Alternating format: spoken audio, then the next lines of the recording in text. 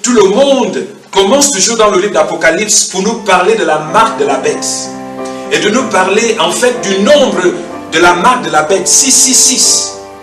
La Bible dit, et ces commandements que je te donne aujourd'hui seront dans ton cœur. Tu les lieras comme un signe sur tes mains. Et ils seront comme des frontaux entre tes yeux. Alléluia. Son sceau, c'est sa parole. Alléluia. Éternel notre Dieu, ce matin, nos cœurs sont ouverts, nos cœurs sont disponibles pour recevoir de toi, afin d'être établis dans ta parole. Je prie pour tous ceux qui nous suivent. Je prie pour eux, pour elles, pour leur famille. À toi seul soit la gloire, Seigneur. Je prie que tu touches chacun d'entre eux et chacun d'entre nous dans cette salle. Touche nos cœurs spécialement. Réponds aux prières de tout le monde. Seigneur, ce matin, je prie que ceux qui sont malades, qu'ils reçoivent la guérison, la restauration en ce moment, dans chaque cellule de leur sang, dans leurs os, dans leurs organes, dans leur corps, de la tête jusqu'aux pieds. Je prie pour la restauration dans quelque domaine que ce soit, dans leur vie. Je déclare la bénédiction du ciel. Je déclare qu'elle se matérialise en ce moment. La distance n'est pas un problème. Que chacun soit touché. Que chacun reçoive de l'Éternel ce matin. Au nom de Jésus-Christ de Nazareth. Je déclare la restauration. Je déclare que les portes qui semblent être fermées s'ouvrent maintenant. Au nom de Jésus-Christ de Nazareth. Je déclare que les circonstances adverses concourent au bien de tous ceux qui nous suivent en ce moment. Au nom de Jésus-Christ de Nazareth. Je le déclare. Je le déclare. Je le déclare. Je le déclare. Je le déclare. Amen. Au nom de Jésus-Christ de Nazareth. Amen. Je le déclare.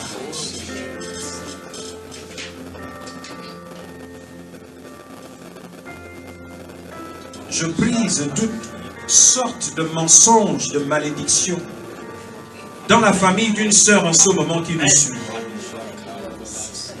Oh yes. Ces chaînes sont brisées en ce moment. Elles sont brisées.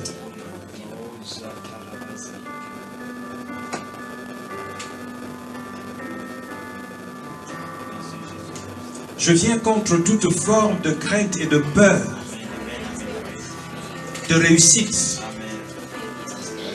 L'Éternel me dit, va. Amen. Va maintenant. Oh yes. Sois sans crainte. Amen. Oh, gloire. Merci, Seigneur. Lève tes mains au ciel maintenant, là où tu es. Dans ta chambre, dans ta voiture. Garde la voiture et lève tes mains au ciel. Où que tu sois en ce moment.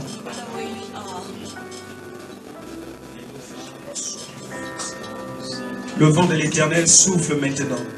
Sur toi, sur ta vie, sur ta demeure. Reçois de l'Éternel la plénitude de son esprit, la plénitude de sa présence, la plénitude de sa présence, au nom de Jésus-Christ de Nazareth. C'est un Dieu bon. Il est compatissant. Il est merveilleux. Il t'aime. Il t'aime. Il t'aime. Crois en son amour. Alléluia. Crois en son amour.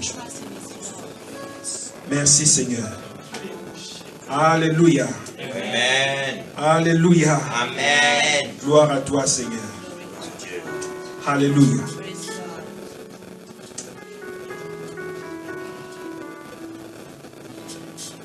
La raison pour laquelle nous sommes ici, ce n'est vraiment pas à cause du fait que nous soyons si qualifiés. Nous sommes là à cause du Seigneur. Le Seigneur a mis dans nos cœurs son fardeau. Et c'est son fardeau que nous portons dans nos cœurs. Nous ne sommes pas allés dans les universités pour étudier la Bible. Nous n'avons pas les qualifications des hommes pour enseigner l'évangile. Mais ce que nous avons, c'est le fardeau du Seigneur dans nos cœurs. Et son esprit qui est actif en nous, nous propulse, nous pousse à faire ce que nous faisons. Alléluia. Donc nous sommes les humbles serviteurs de l'Éternel. Et ce matin, nous sommes ici afin que la parole de Dieu nous soit donnée dans toute sa plénitude. Alléluia. Donc vos cœurs, que tout ce qui vous concerne soit disposé ce matin. Alléluia. Gloire soit rendue à Dieu. Alléluia. Osée chapitre 4. Merci Seigneur. J'espère que tous ceux qui nous suivent en ce moment ont une Bible. La Bible, c'est la lettre de Dieu. La Bible est le miroir de Dieu. La Bible n'est pas un ensemble d'interdits, mais c'est le miroir de l'Éternel, afin de se mirer. Alléluia. Plus tu te mires dans la parole de Dieu, plus tu deviens ce que tu vois. Voici le secret. Plus tu regardes, plus tu te vois et tu deviens ce que tu vois. Alléluia. La Bible dit, nous tous, en contemplant comme dans un miroir la gloire de Dieu, nous sommes transformés en la même image. Quelle image? L'image que tu vois. Voici pourquoi Dieu nous donne la Bible. C'est pour nous aider à nous regarder, à nous découvrir. Plus tu te découvres, plus tu deviens ce que tu vois. Alléluia. J'aime la parole de Dieu. J'aime la Bible. Parce qu'elle me rappelle qui je suis lorsque j'oublie qui je suis. Elle me rappelle la puissance que j'ai lorsque je fais face aux obstacles. La Bible est là pour moi. Alléluia. Gloire soit rendue à Dieu. Alors nous sommes dans le livre d'Osée. Osée chapitre 4. Le verset 6 est un verset que nous connaissons tous. Mais beaucoup ne réalisent pas en fait le sérieux du verset. Osée dit au peuple en son temps, de la part de l'Éternel, il fait une déclaration qui résulte d'une observation en son temps, mais également au temps d'aujourd'hui. Alléluia. Il dit, mon peuple périt faute de connaissance. Alléluia. Mon peuple périt faute de connaissance. La raison des souffrances la raison des échecs, la raison de l'ignorance, la raison des oppressions démoniaques, la raison des accidents, la raison pour laquelle beaucoup souffrent, bien qu'étant en Christ, bien qu'ayant le Saint-Esprit, bien que parlant en langue, bien que connaissant les versets bibliques, n'avancent pas dans leur vie. Alléluia. Amen. La raison pour laquelle nous prions, c'est pour avancer. C'est pour réussir. Mais nous prions, mais nous n'avançons pas. Nous jeûnons, mais nous n'avançons pas. Nos vies demeurent les mêmes. Nous sommes les mêmes il y a de cela 5 ans, 10 ans, 15 ans, 3 ans. Mais nous jeûnons et nous prions. Nous lisons la Bible. À des moments même, nous prêchons la parole de Dieu.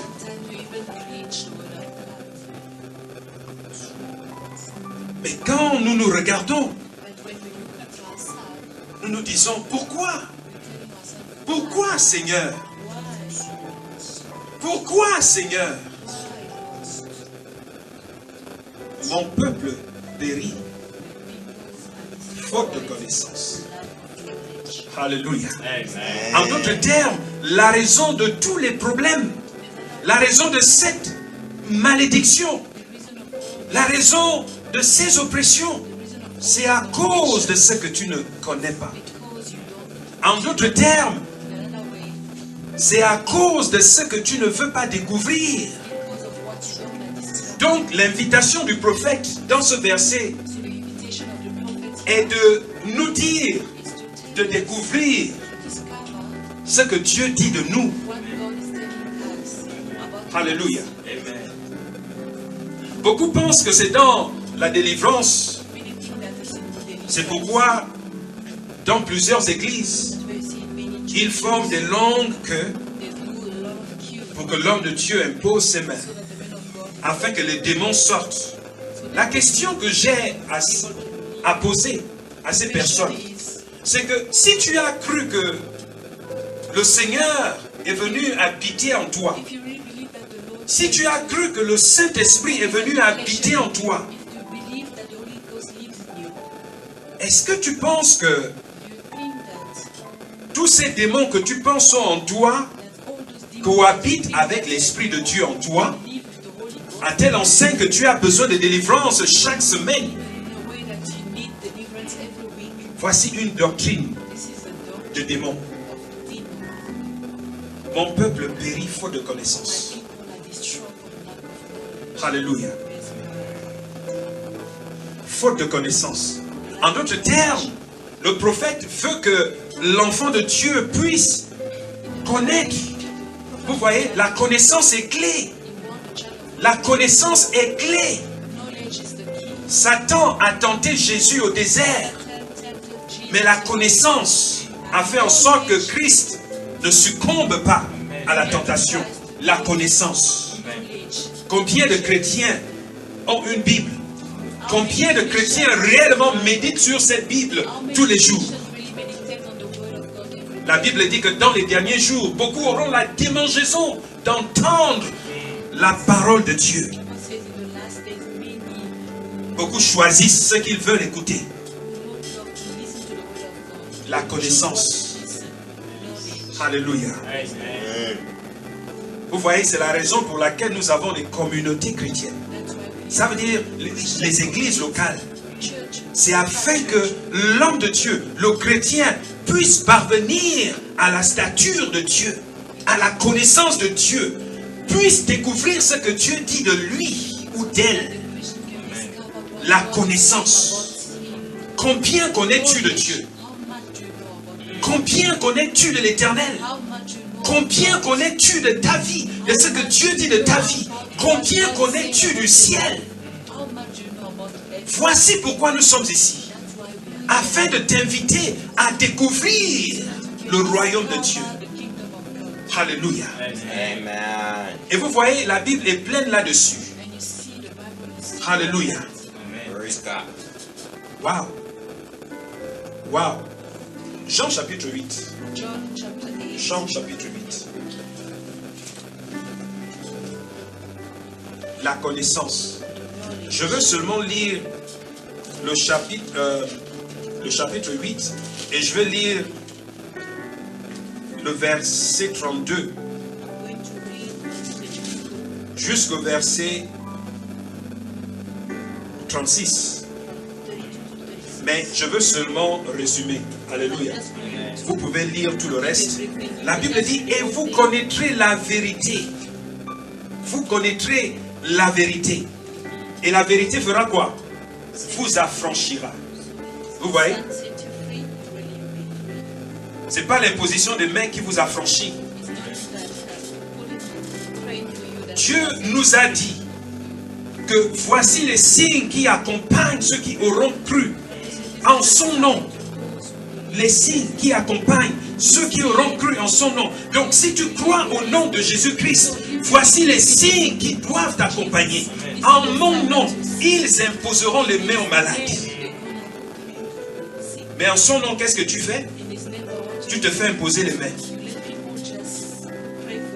Mais tu es en Christ. Dieu a parlé de ceux qui ont besoin d'entrer dans son royaume. Donc nous prêchons l'évangile et nous imposons les mains sur les malades. Parce qu'ils ne peuvent pas entrer dans le royaume de Dieu malades. Ils doivent être restaurés. Imaginez une séance où Jésus est en train de délivrer tous ses disciples. Il appelle Pierre, il le délivre de tous les démons. Il appelle Jean, il le délivre de tous les démons. Il appelle tous les apôtres et il les délivre. Aucun verset dans la Bible ne nous montre une seule séance où Jésus le fait, où Pierre le fait, où Jean le fait, où Paul le fait. Aucun d'entre eux. Mais les seuls sur qui les mains s'imposent, c'est ceux qui ont besoin du Seigneur. Vous voyez? Doctrine de démons. Et c'est pourquoi beaucoup vivent dans la malédiction. Vous vivez dans la malédiction à cause de ce que vous croyez. Et ce que vous croyez est dû à votre ignorance. Mon peuple périt faute de connaissance. La Bible dit, et vous connaîtrez la vérité. Et cette vérité vous affranchira. Donc la connaissance, c'est la connaissance qui vous délivre. Être affranchi, c'est être délivré. Donc plus je découvre, plus je suis délivré. Voici pourquoi je n'ai pas de rêve bizarre. Je n'ai pas de rêve bizarre. Je n'ai point de maladie dans ma vie. Je n'ai pas de malédiction. Je suis un homme béni, de la tête jusqu'aux pieds. Tout ce qui me concerne est béni. Si je touche une chose, cette chose devient bénie. Parce que je suis béni. Dieu vit en moi. Je suis le temple de Dieu.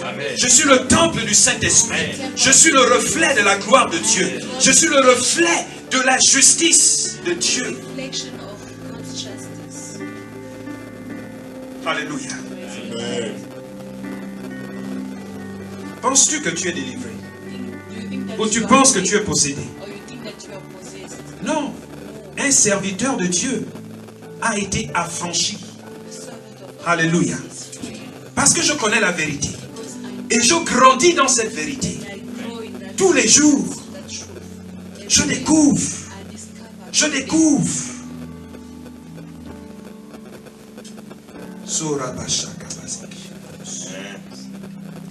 Et vous voyez, dans tout le Nouveau Testament, la Bible nous parle du temple. Paul avait compris en fait un mystère que beaucoup ne comprennent pas. Et j'aimerais vous y emmener pour vous montrer quelque chose que beaucoup ne comprennent pas. Que Jésus avait dit et qu'il avait enseigné aux disciples. Alléluia. Et vous savez, juste une parenthèse, il y a beaucoup de livres qui avaient été détruits. D'autres étaient cachés. Il y en a qui pensent que il faut qu'ils aillent en fait lire certains livres qui ne sont pas approuvés dans la Bible afin de connaître ce qui ne se dit pas dans les lettres, dans les évangiles, dans les livres de la Bible. Vous n'en avez pas besoin. Alléluia. Ce dont vous avez besoin, c'est de lire les évangiles pour découvrir les choses que Jésus a enseignées, mais qui ne sont pas directement inscrites dans les versets bibliques. Alléluia. Et pour le faire, vous avez besoin de l'esprit de l'évangile afin de comprendre. Et j'aimerais vous montrer un principe vraiment important ce matin qui va vous libérer. Alléluia. Donc, je disais que la Bible nous parle du temple. La Bible dit nous sommes le temple de Dieu. Nous sommes le temple du Saint-Esprit. Alléluia. Allez-y dans 2 Corinthiens chapitre 6. Je veux seulement que nous puissions lire le chapitre, le verset 14. Oh, gloire, gloire, gloire.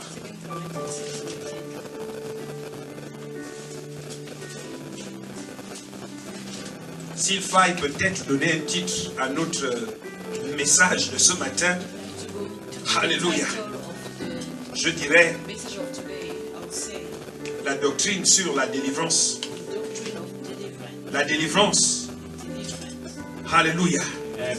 Vous savez, Dieu nous a donné la grâce de nous délivrer. Il a dit, et vous connaîtrez la vérité, et la vérité vous affranchira. Alléluia. Plus vous grandissez dans la vérité de l'évangile de Christ, toutes les chaînes tombent. Les chaînes tombent. Alléluia. J'ai dit 1 Corinthiens 6. Alléluia. Je veux lire le verset 14. Gloire. Est-ce que vous voyez ça? Vous voyez ce que je vois? Alléluia. Oh, gloire, gloire, gloire, gloire, gloire. Laissez-moi lire à partir du verset 12. La Bible dit, tout m'est permis, mais tout n'est pas utile. Tout m'est permis, mais je ne me laisserai asservir par quoi que ce soit. Est-ce que vous voyez?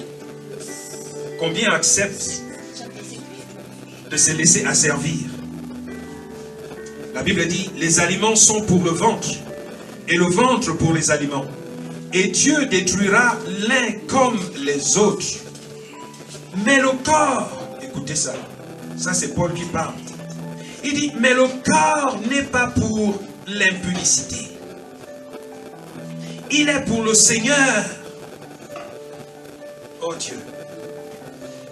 Vous voyez? Le corps n'est pas pour l'impudicité. Ça veut dire l'immoralité sexuelle. L'immoralité. L'impudicité ici ne se réfère pas seulement au sexe physique, mais ça se réfère aussi au fait d'adorer autre chose que Dieu. Voici l'origine du principe de fornication et d'adultère. Lorsque Dieu parle de fornication ou adultère dans l'ancienne alliance, il fait référence au fait d'adorer d'autres dieux, au fait d'adorer d'autres choses dont Dieu ne veut pas que nous puissions forniquer. Nous devons lui rester fidèles. Notre corps lui appartient. Alléluia. Amen. Oh, gloire. Alléluia.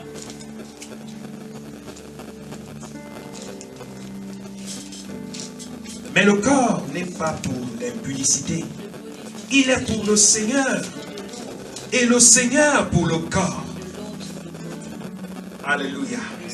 En d'autres termes, nos corps sont le temple de Dieu. Voici ce que ça veut dire. Mon corps appartient à Dieu. Mon corps, c'est l'édifice de l'Éternel. Mon corps, c'est l'église de Dieu.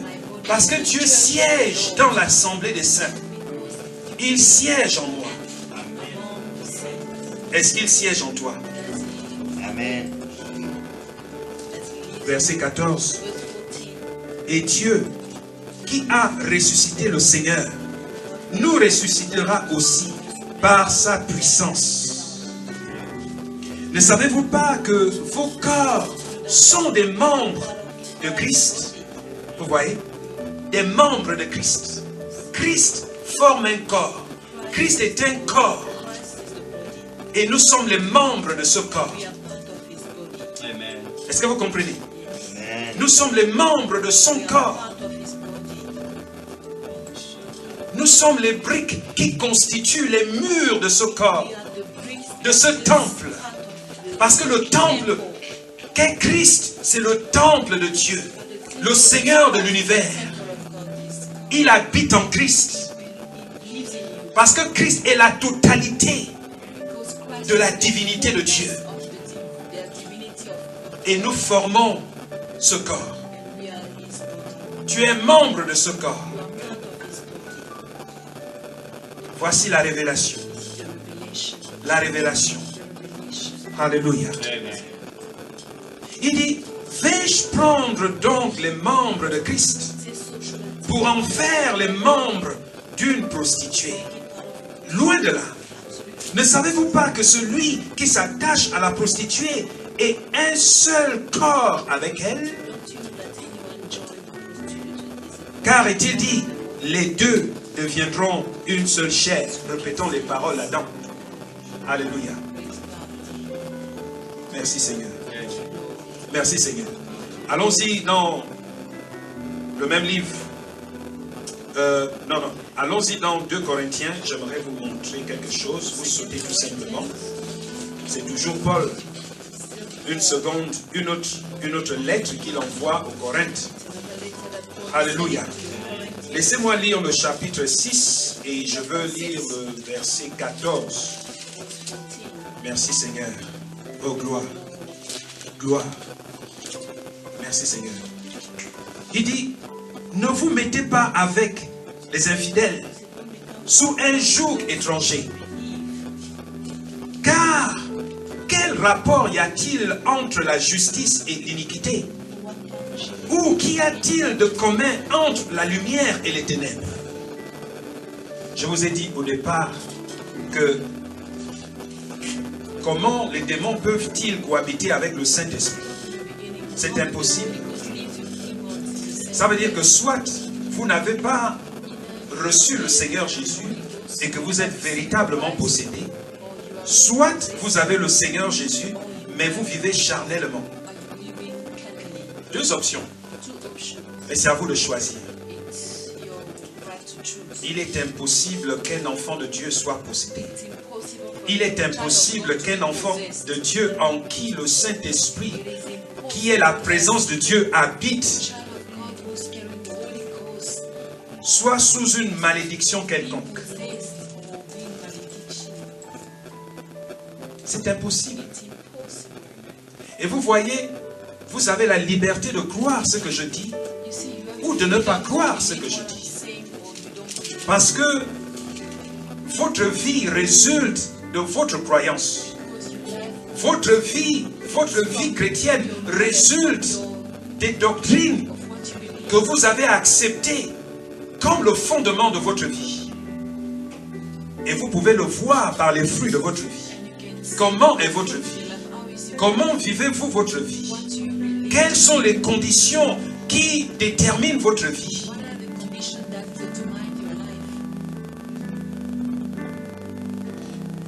Alléluia. C'est votre choix.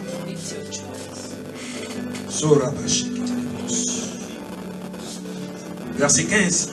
Quel accord y a-t-il entre Christ et Bélial? Ou quelle part a le fidèle avec l'infidèle? Beaucoup de chrétiens ont des amis qui ne croient pas en Dieu. Et certains vont même dans les églises, mais ne prient même pas avec vous. Mais vous dites vous êtes des chrétiens. and you say that you are Christian. Toutes vos conversations All your conversation, parlent de tout sauf Dieu. you talk about everything. Vous n'avez pas de temps de prière. Vous n'avez pas de temps de méditation. Vous ne priez pas ensemble. Vous ne partagez pas la parole de Dieu. Together, you don't share the word of God, Mais vous êtes amis. but you are friends. La Bible dit, Bible says, quel rapport what's the relationship, avez-vous? partnership you have Vous voyez, with them? vous êtes le temple du Saint-Esprit. You are the temple of the Holy Ghost. Gloire. Glory. Matthieu. Matthew. En fait, je peux aller dans plusieurs versets bibliques pour vous montrer que vous êtes le temple de Dieu. Alléluia. Vous êtes le temple. Vous êtes le temple de Dieu. Les apôtres enseignent aux églises que nous sommes le temple de Dieu. Parce que Jésus avait enseigné à ces mêmes apôtres qu'ils étaient le temple de Dieu. Nous aussi aujourd'hui, nous devons le comprendre que nous sommes le temple de Dieu. Ton corps est le temple de Dieu. Et l'esprit humain que tu est le temple de Dieu. Le temple spirituel. Le corps représente les parvis. Mais votre esprit représente en fait le Saint des Saints, le lieu très saint. Voici qui vous êtes. Dieu habite en vous. Dieu habite dans le Saint des Saints. Là où se trouvait l'alliance, l'arche de l'alliance était dans le Saint des Saints. Et votre esprit est censé être ce lieu sanctifié. Sanctifié. Sanctifié. Mais Dieu veut que vous puissiez en fait garder ces parvis propres. Vous devez garder ces parvis sanctifiés pour Dieu.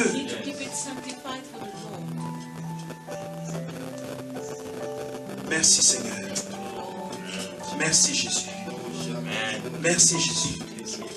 Merci Jésus. Merci Jésus. Et vous connaîtrez la vérité.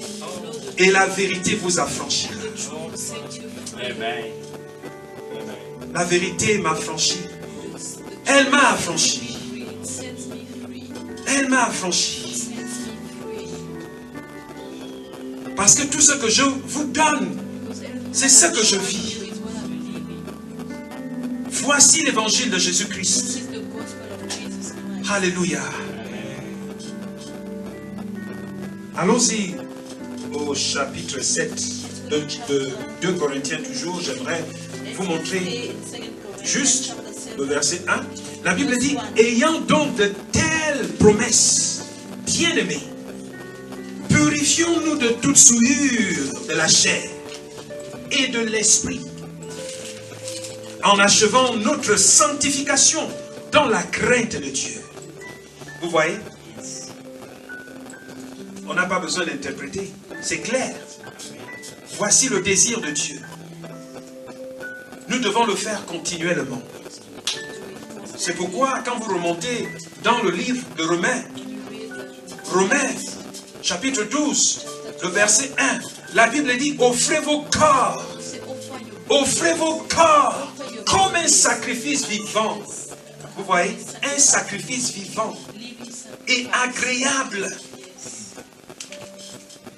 Alléluia. Et comment vous le faites? Il dit, en renouvelant votre intelligence, par le renouvellement de cette intelligence. Donc vous renouvelez l'intelligence. L'intelligence, votre intelligence a besoin d'être renouvelée. Vous voyez? Votre connaissance a besoin d'être régénérée chaque jour, renouvelée, actualisée. Vous devez grandir en stature. Ça veut dire en connaissance de votre Père, du royaume. Grandir en lui. Pas grandir en politique. Pas grandir dans les films. Pas grandir en télévision. Oh, gloire. Merci Seigneur. Allons-y dans le chapitre 3 de 2 Corinthiens toujours. J'aimerais vous montrer ceci. Chapitre 3. Allons-y au verset 16. Juste, vous montrer. La Bible dit, mais lorsque les cœurs se convertissent au Seigneur. J'aime ça. La Bible dit, lorsque les cœurs se convertissent. Donc c'est le cœur qui se convertit. Il dit, mais lorsque les cœurs se convertissent au Seigneur, le voile est ôté. Vous voyez? Or, le Seigneur, c'est l'Esprit. Et là où est l'Esprit du Seigneur, là est la liberté. Quelle liberté? La liberté que vous avez lorsque vous avez été délivré. Alléluia. Amen. Vous voyez la liberté? Donc, comment pouvez dire que vous êtes dans la liberté de Christ, mais vous êtes possédé? Ça veut dire que vous n'êtes pas en Christ. Vous n'êtes pas converti en Christ. Vos cœurs ne sont pas convertis. Quelle est l'abondance de votre cœur? Pour savoir réellement quelle est l'abondance de votre cœur, observez vos conversations de tous les jours. Observez le genre d'amitié que vous avez, la compagnie que vous avez. Vous allez voir l'abondance de votre vie. Oh, gloire. Merci Seigneur. Alléluia. Alléluia. Alléluia. Donc je disais, mon peuple périt faute de connaissance. Et la Bible dit, c'est cette connaissance qui nous délivre. Gloire. Amen. Ça c'est difficile pour beaucoup. Beaucoup de ceux, en fait, qui depuis des années marchent avec cette mauvaise doctrine de délivrance. Ils ont du mal à le comprendre. Alléluia. Matthieu chapitre 16. Je vais lire le verset 18. Oh, Rabaseke Bushkaralamos. Le verset 18 dit, et moi, je te dis que tu es Pierre. Ça, c'est Jésus. Oh, gloire. Jésus dit, moi, je vous dis que tu es Pierre, s'adressant à Pierre. En ce moment, Jésus se trouve avec l'assemblée des apôtres. Les disciples sont ensemble. Et Jésus, en fait, vient à peine, en fait, de s'adresser à la foule. Mais là, il s'adresse à ses disciples. Il dit, et moi, je vous dis que tu es Pierre. Je te dis que tu es Pierre, s'adressant à Pierre. Et que sur cette pierre, je bâtirai mon église. Et que les portes du séjour des morts ne prévaudront point contre elle.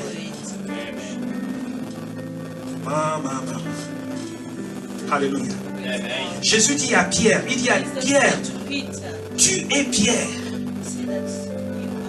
Et vous savez, le nom de Pierre était Simon. C'est Jésus qui lui donne le nom de Pierre. Et il lui dit, tu es Pierre. Et sur cette pierre, je bâtirai mon église. Et que les portes du séjour des morts ne prévaudront point contre elle. Je suis imprégné que beaucoup, en fait, ont plusieurs interprétations de ce verset. Et cette interprétation est que beaucoup se cognent la tête. Certains disent que c'est sur Pierre que Jésus a bâti le corps de Christ, l'église de Christ. Que c'est sur Pierre, à cause de ce verset. Parce que Jésus s'adresse à Pierre. Alléluia. À cause de cette interprétation, beaucoup en fait vivent en fait dans l'ignorance. Mais j'aimerais un peu vous plonger dans les Écritures. Alléluia. J'aimerais vous plonger dans les Écritures. J'aimerais que nous puissions aller pour voir un peu ce que dit Pierre. Allons-y dans le livre de 1 Pierre. 1 Pierre chapitre 2. Ayez en tête Matthieu 16, verset 18. Jésus s'adresse à Pierre spécifiquement. Et il lui dit, je te dis que tu es Pierre. Et que sur cette pierre, je bâtirai mon église. Et les portes du séjour des morts ne prévaudront point contre elle. Alléluia. 1 Pierre chapitre 2. Et je veux lire le verset 2. La Bible dit, rejetant donc toute malice. Alléluia. Rejetant donc toute malice et toute ruse, la dissimulation, l'envie et toute médisance. Désirez comme des enfants nouveau-nés le lait spirituel et pur, afin que par lui, vous croissiez pour le salut. Alléluia. Si vous avez goûté que le Seigneur est bon, approchez-vous de lui, pierre vivante. Il s'agit de qui? Est-ce qu'il s'agit de Pierre ici? Non. Alléluia. Il s'adresse à l'assemblée des saints. Donc il s'adresse aux chrétiens, aux croyants en Jésus. Ceux qui sont nés de nouveau, il les appelle pierre vivante. Pourquoi? Ayez cette question en tête. Continuons à lire. Rejeté par les hommes, pierre vivante, rejetée par les hommes, mais choisie et précieuse devant Dieu. Et vous-même, comme des pierres vivantes, édifiez-vous pour former une maison spirituelle. Vous voyez? Pierre vivante. En tant que pierre vivante, Dieu veut que nous puissions nous édifier nous-mêmes afin de former une maison spirituelle, un saint sacerdoce, afin d'offrir des victimes spirituelles agréables à Dieu par Jésus-Christ. Alléluia. Verset 6. Car il est dit dans l'Écriture, voici, je mets en Sion une pierre angulaire. S'agit-il de Pierre ici? Non. Cette fois-ci, il ne s'agit plus des disciples. Il s'agit de Jésus. Donc Jésus est une pierre. Simon, qui est Pierre, est une pierre vivante. L'assemblée des saints, qui sont les chrétiens, ce sont des pierres vivantes. Alléluia. Est-ce que vous me suivez? Vous me suivez? La Bible dit, car il est dit dans l'Écriture, voici je mets en Sion une pierre angulaire. Vous savez ce que c'est une pierre angulaire? Ça veut dire qu'il y a plusieurs pierres, mais il y a une pierre spécifique qui est une pierre angulaire, dont la pierre principale. La Bible dit, une pierre angulaire choisie et précieuse. Et celui qui croit en elle ne sera point confus. Qui croit en qui? À la pierre angulaire. Alléluia. Celui qui croit en la pierre angulaire ne sera point confus. Merci Seigneur. Merci Jésus. Verset 7. L'honneur est donc pour vous qui croyez. Mais pour les incrédules, la pierre qu'ont rejeté ceux qui bâtissaient est devenue la pierre principale de l'angle. Oh, merci Seigneur. Et une pierre d'achoppement et un rocher de scandale. Il s'agit de Jésus. En d'autres termes, l'Église, en fait, l'Église dont parle Jésus, Jésus parle en fait de son œuvre dans chacune de nos vies. Mais là, il se réfère à Pierre spécifiquement. Il lui dit, sur cette pierre, la pierre que tu es, je vais bâtir mon Église. Comme Dieu bâtit son Église dans chacun d'entre nous. Alléluia. Dieu bâtit son Église en toi. La question, c'est quoi son Église? C'est quoi l'Église de Jésus? C'est quoi son Église? La Bible dit, Jésus est sur le point d'aller à la croix. Jesus is about to go to the Et il sait cross. que le temps est venu d'envoyer les disciples, les pierres vivantes. Il leur dit, allez par tout le monde et prêchez l'évangile. Faites de toutes les nations les disciples. Baptisez-les au nom du Père, du Fils et du Saint-Esprit. Voici l'église dont Jésus parle. Il dit, sur chacun d'entre nous, Jésus bâtit une église. Jésus bâtit une église sur chacun d'entre nous parce que nous sommes des pierres vivantes. Alléluia. Mais il y a quelque chose que j'aimerais attirer, sur laquelle j'aimerais attirer notre attention ici. Revenons dans Matthieu, le chapitre 16, le verset 18.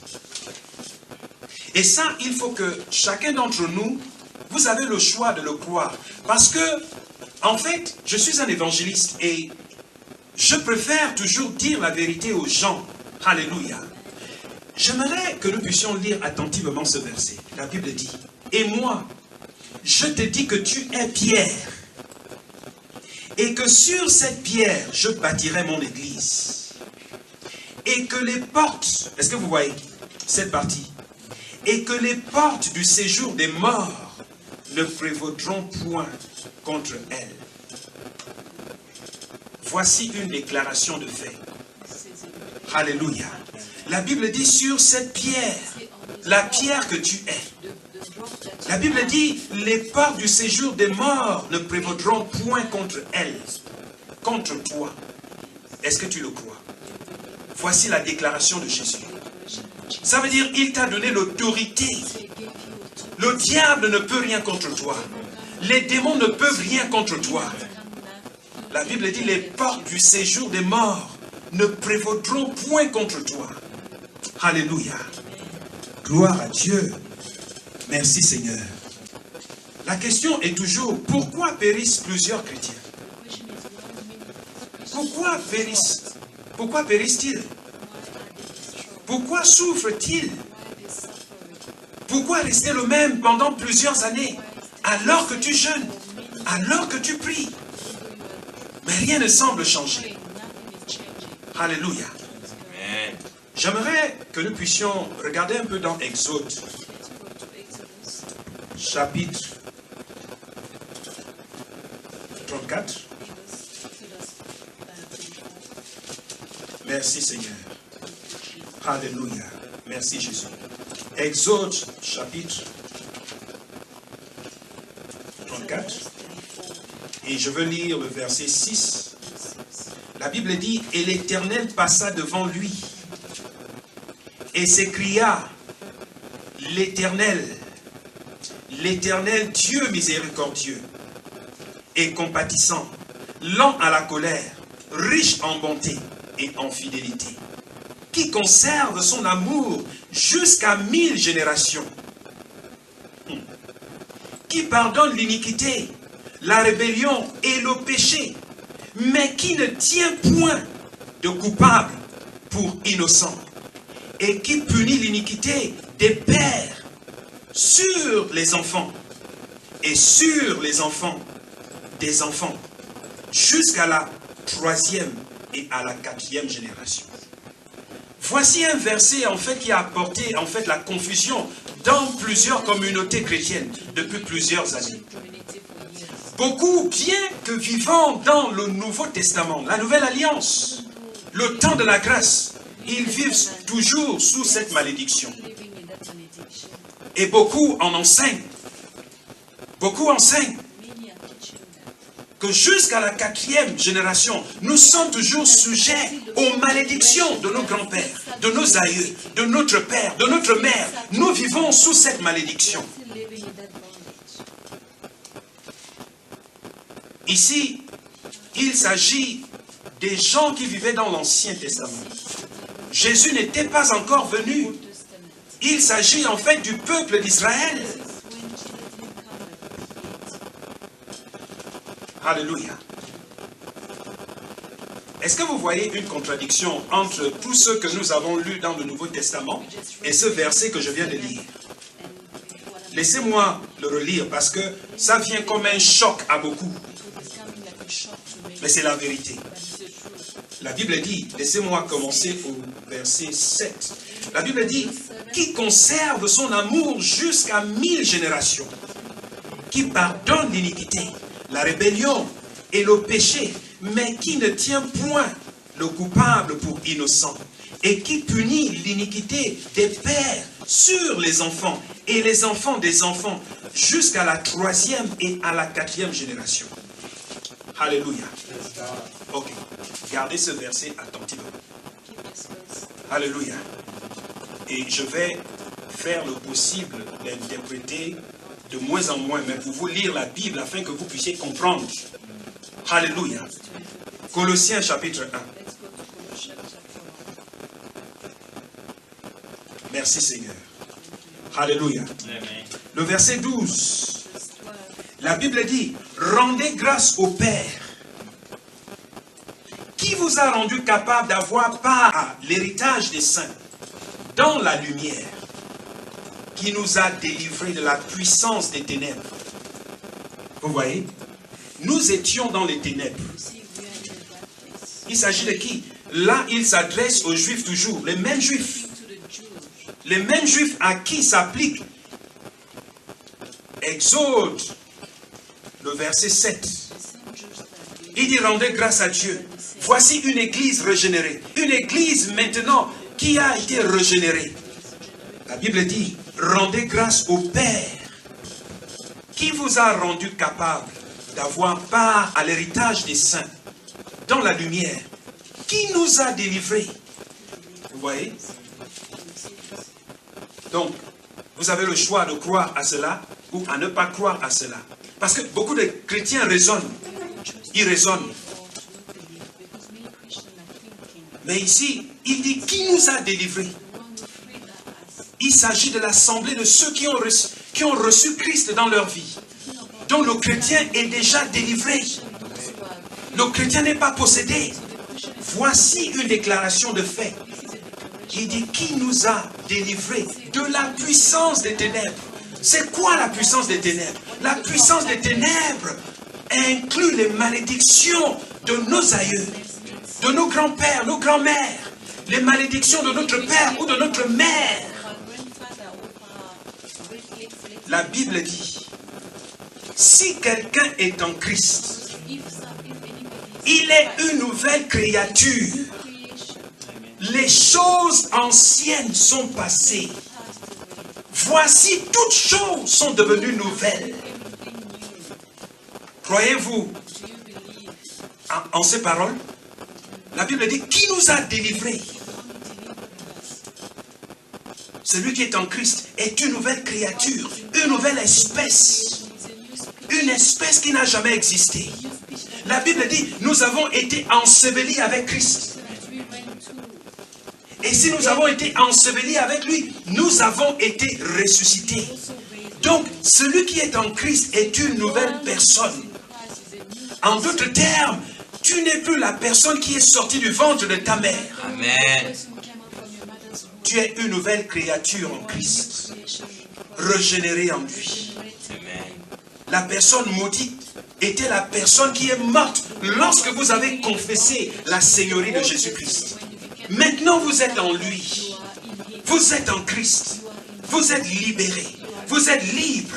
Vous êtes délivré. Vous êtes une nouvelle personne. Maintenant, vous avez part à l'héritage des saints. En d'autres termes, vous êtes maintenant né dans le royaume de Dieu. Vous êtes né en Christ.